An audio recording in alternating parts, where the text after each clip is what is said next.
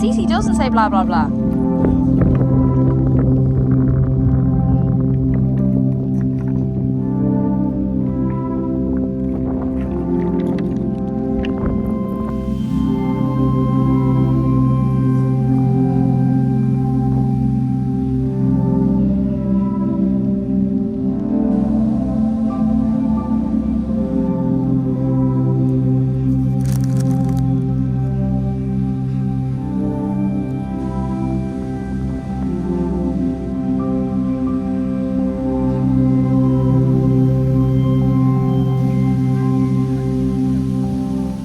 It's back to school season, guys, and even if you're not going back to school, it's a good excuse to get your SH Star tea together. I'm working from home today, so I'm putting together this crusted salmon and potato salad, and it only takes 20 to 25 minutes. It literally couldn't be any easier. HelloFresh is a meal kit service that sends you out your selected meals once a week with clear instructions and the specific amounts needed for each recipe. If you want to try it out for yourself and you want a little discount code, I know you're dying to know, you can get 60% off your first box and 25% off your next 2 months and free desserts for life if you use the code UNIQUELAN60. I'm going to pick out my next meals for HelloFresh for next week. Let's see what the options are. So what they've chosen for me, I forgot my glasses. What they've chosen for me is pork meatballs in creamy chive sauce, spiced beef linguine, butter chicken.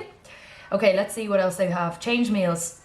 Here we go. This is how easy it is, guys. Okay, I'm gonna do the bacon wrapped chicken in sage butter, and then I'll just replace the butter with my dairy-free butter. Then I'm going to do 1 pot Thai prawn curry. Obviously I want to do that. What about West African peanut stew? I've never had that before. Wait, butternut squash korma curry.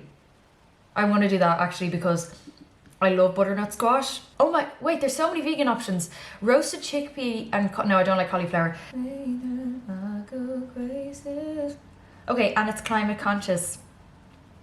What the hell? Okay, 3 meals that I have. Bacon wrapped chicken in sage butter, butternut squash korma curry, and sweet and sour tofu. So effing good.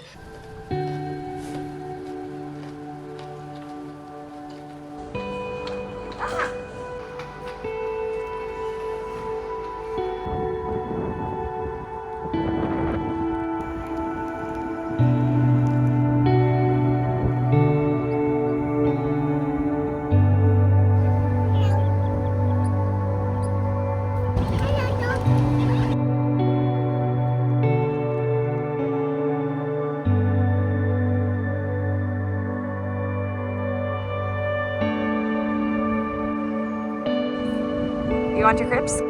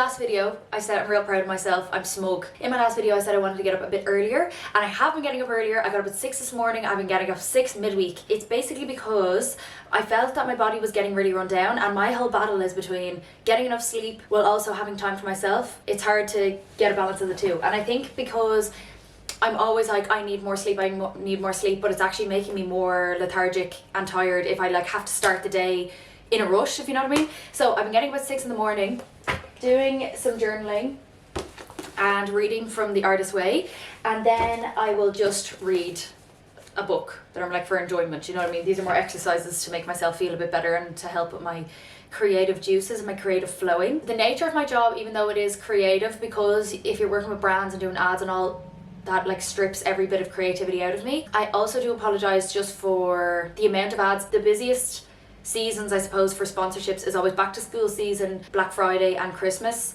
So it was just the way things panned out that I have loads in a row for the next few weeks, and I'm not in a position to say no because I'm like nearly there with buying a house. With getting my shit together with back to school season, even though it's like the seasons don't really make a difference to me, but I just do like to have a little bit of a reset. So I'm starting out with the house. I think I shared that already online, that I did up Bee's room and her bathroom, but I want to paint them. Now we're allowed to do whatever we want to this apartment because obviously within reason, the additions that we're making are like making it more, making it better, you know, like they are improvements in fairness. So I've been like, and it's old and it's moldy, so I want to make it as nice as possible because it is like technically Bee's first home. I started reading this, and this is based off of the protagonist lives in the apartment building that I lived in town, like the exact same one, which is effing crazy. I was like gasping when I read it. It's like on the, I think it's on the 13th page where he starts reading it, but I'm going on a tangent now. Trying to be more organised for the new season. So but anyway, doing the house up, so I got swatches. I left them in the car though, so I got swatches for the room. So I think I'm going to do her bathroom like a sage green. They're all relatively neutral.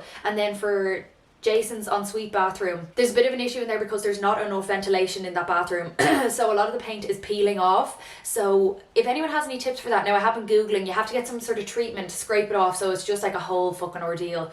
We were both putting it off because we know it's going to be such a big job, if you know what I mean, and I don't want to hire painters. I just keep being like, I feel like I can't do this myself. But I've switched out the toilet seats, switched out the toilet scrubbers, the bathroom bins. I've gotten grout cleaner for in between the tiles. Oh my god, I don't know myself. In the winter months, I know from Jason telling me, it does get a bit damp. Like with most apartments, I feel like it's just inevitable if you're in an apartment, especially if you're doing the laundry and all. So I need to try figure out to make it as damp proof as possible. I might get a big, huge, like the Dyson air purifier thing. What was I going to say? Oh yeah. So there are the things that I want to do up the bathrooms. With having a toddler and she's grown up, she just turned 2. She says now, I love you everyone. Oh. It's so fucking cute. I've been so emotional for the past few weeks because I don't know, the turning 2 for me felt more like real. I think I was going through a breakup when she turned 1, so I just wasn't really like, oh, I have a 1-year-old, you know, and it's still like she's still my baby. Whereas at 2, she's like, it really feels like a transition into child, like she's a child now. She knows that she's separate from me, because you know a baby thinks that they are just an appendage to a parent. They don't see themselves, they don't have their own sense of self yet. So she knows her own name now, and also the other changes that I've been seeing. When she started talking, she did pretty quickly, soon on, she was able to say I love you back to me, but I never thought that she actually knew what she was saying, or you know, she didn't know what it meant really. She was just kind of repeating, whereas now she actually says it and you know she means it, because she'll say first unprompted when she's like looking into your eyes and hugging you or whatever. So it's really, really nice. I'm getting so emotional. I am just getting my period, like there's no other reason, but I've just felt for the past, you know, when you're like living through a memory, and I think for the first year of her life I was kind of running on survival mode, like I wasn't able to absorb any memories, which really makes me feel scared, because one of my biggest fears is not being able to remember things or like remember my life. For the past like few months, every time I'm living, like just doing normal things throughout my day, it's like when I'm processing what's happening, I know that it's going to be a core memory, and then I know I'm going to feel nostalgic for it, and it does feel like the time is going by so fast. I went to go see my granny Violet. Now, who is a wagon. She's a wagon, but she has dementia and she doesn't know who I am when I went to visit her. And when I told her where we were living, it's actually very near where she used to live, but she got mixed up and she thought that she was talking to herself then. And she started saying, because my granny and my mom's family used to live in South Africa, and she said, have we moved back from South Africa yet? And it just, for some reason, it made me really, I don't know why that just that, because she hasn't known who I am for a long time when I visit her. But I don't know why that visiting in particular just made me feel really upset for her, because she was such an eccentric woman, and she doesn't even know who her family are. What's that word called? Confronting my morality or something? Morality? No, not morality. Mortality? Sorry. Anyway, so back to doing a reset. Oh fuck. Wait, there's mascara in my eye. Oh Jesus. Anyway, yeah, one of my biggest fears is losing my memory, and also, how do I explain this? When I was a teenager and my parents split up and then my dad obviously remarried, the same thing had happened to my granny, who I went to visit in the nursing home, and for some reason I was just like, this must be a curse and that's going to happen to me, it's just inevitable. So if you think about it, any maternal figure in my life that has happened to. So growing up, all I wanted, well, I just rejected it, being like, I hate men, I don't want children, but obviously deep down I've always wanted like a normal loving family. Why are my totes emote? And I do really feel like I have that now, which also does make me scared at the same time, because it's like you have more to lose if your life feels good. The last year has been a bit tumultuous. I mean, things haven't gone like certainly to plan. No, 2023 I will say was probably the worst year of my life. But no, it wasn't the worst year of my life, it was the hardest. There was things that I didn't expect were going to happen, like lost people in my life or whatever. But at the same time, I'm in so much more happier than I used to be, and I just feel like that stuff was meant to happen. And I keep seeing this keep seeing this quote on TikTok that's like, your new life will cost you your old one, which I do feel like it's so true, you guys. But anyway, I was supposed to be talking about getting my shit together for, I was like, I'm gonna sit down now and film my getting my shit together for autumn. Getting deep. It's so hard for me to not get deep. Anyway, if there's any freelancers, people who work predominantly from the home, I feel like it's much more difficult to give yourself structure or routine. I'm not a huge, I don't follow routine 100% of the time, but it's like 2 days a week I will do a strict routine because I have to get stuff done. And for that I will give myself timestamps, because I'm terrible for I'll be in the kitchen, I'll be cooking myself lunch and then go, oh Jesus, I need to clean the oven, and then I'll start deep cleaning the oven. Halfway through my lunch then is getting burnt. It's like 2 hours later, and then I'm sitting down googling things, being like, how do you clean an oven? And then I'm like, oh wait, the microwave needs doing, it's not even. And then I'm like, oh wait, what about the fridge now? Do you know, that kind of way? So then I'll spiral and then I haven't gotten any work done, and then I keep saying, oh, I'll do it this evening when Bee's in bed, but I always work better in the morning, and I know that for myself. It's just editing podcasts and videos. So I give myself timestamps with everything, literally wake up. Number one, I would put in my shower there, because I don't, do you know what I mean? If the time slots are wrong, I'm gonna fuck up the whole day. I even have down when I make dinner, because I want it on time for when Jason gets home. I don't want it too late, so it's at Bee's bedtime, do you know, that kind of way. So that's actually shit, it is necessary, and I know it seems ridiculous, but it actually is. What was I going to say? Oh yeah, so I'm having a no spend month this month as well, because I thought it would be good to give myself a little bit of a challenge. I'm going to do a no spend month, but I'm trying out a new method this time. I am relatively good at saving anyway, because it just happens like a natural, standing order out of my account, but I want to do extra where I can throw it into the account. It's like, if I save X amount of money, then I can go get my nails done. It's like I give myself a little bit of a reward. If I get X amount of money, I can buy those boots that I've been looking at for a long time. Obviously it's dependent on your income, but I'm going to try it out. I've never done that before, and just see if I can do it. So it was Bee's birthday, but it's her birthday party this Saturday. Oh my god, I'm so excited. Obviously me and her dad were living separately and not speaking to each other when it was her first birthday. We are doing it in Jason's mom's house, and I was like, oh, I'm not going to do a theme, I can't think of anything. And then I thought, she's obviously can't communicate to me what theme she wants, so I decided I was going to do Teddy Bear's Picnic, which I think that's so chic. I think that's such a chic birthday party idea for a 2-year-old, Teddy Bear's Picnic. So I got these pastel coloured party hats. I'm going to bring all her teddies. This is, I got her a Build-A-Bear, and I called it after Molly, who emigrated to Abu Dhabi, who's actually Bee's favourite, one of my friends. She's obsessed with her. So I got her a teddy bear, I called it Molly, and it got the birth cert and everything, you know. So Molly will be coming. And then her big teddy bear, I got this from my great auntie who lives up in Belfast. And then all her other ones, her Paw Patrols, and then all her deli cats and stuff. And then I have a picnic basket, I have a picnic blanket. I actually have 2 picnic baskets, a picnic blanket. We have a tiered tea cake stand. I have a tablecloth, a gingham tablecloth for the table that goes outside. The very alternative thing I'm not doing banners, I'm not doing balloons. So I'm bringing all the vases from the house, and I'm going to fill them with fresh flowers just around the garden. I think that's Perfect. Have the tiered cake stand. I'm going to make pastry, so I'm going to make pain au chocolat now in the ready-made things. Pain au chocolats, croissants. Jason's baking a cake. We're going to do cocktail sausages, chicken goujons, and then like little finger sandwiches. And I think that's perfect. Then I'll get like smoothies or something for the kids. Isn't that brilliant? We have a bubble machine. Sorry, I got face paint, and me and my sister are going to do the face painting for the kids. I was going to do bouncy castle, but I just feel like there's always going to be an injury, and I would just prefer not to have an injury at the party. And I feel like the age bracket is a bit too young. Like 2-year-old, probably a bit too young. 4 or 5, perfect for bouncy castle. I think just 2 is a little, she's not going to get the most enjoyment out of it. She can barely jump like on the floor. Yeah, I'm going to get paints and canvases, I think, for the kids to play with. Like, that's so fun, painting pictures. Are you joking? That's a brilliant party. I feel like I'm being real #mysterious right now.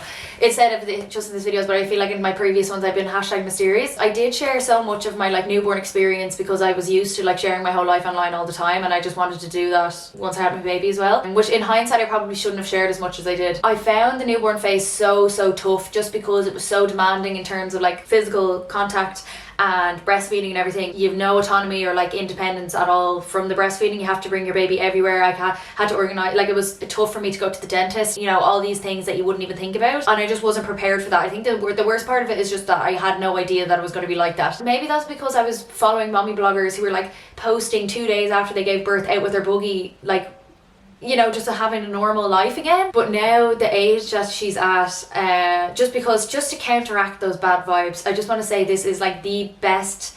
Every single day it just gets more enjoyable and more fun, and just like I love her so much every single day, like that I could burst into tears. I didn't know I could love someone this much. I didn't know that I could have so much fun. I didn't know that I could like be enjoying my life this much. Yeah, I don't know, I'm just having the fucking best time ever. There's some tough days where she's going through random phases. Now usually they only last like a week or 2, but she's going through random phases where like every time I gave her a cup of water she'd just pour it upside down, or like she'd get her basket of toys and just like dump the whole thing upside down. Now sometimes, most of the time I find that funny. Now not with the water thing, that was kind of annoying, but usually she gets over it. And if I just like go out into a field and let her run around for a while, it's usually that she has like pent up energy that she needs to get rid of. And also going to the beach, oh my god, I didn't realize how much going to the beach was so good for toddlers until we were living next to the sea when I was minding my auntie's house. I really want to try go out once a week anyway, even if the weather's bad, because it's like it's the real life sensory bin. Like, it's crazy. Take their shoesies and socks off,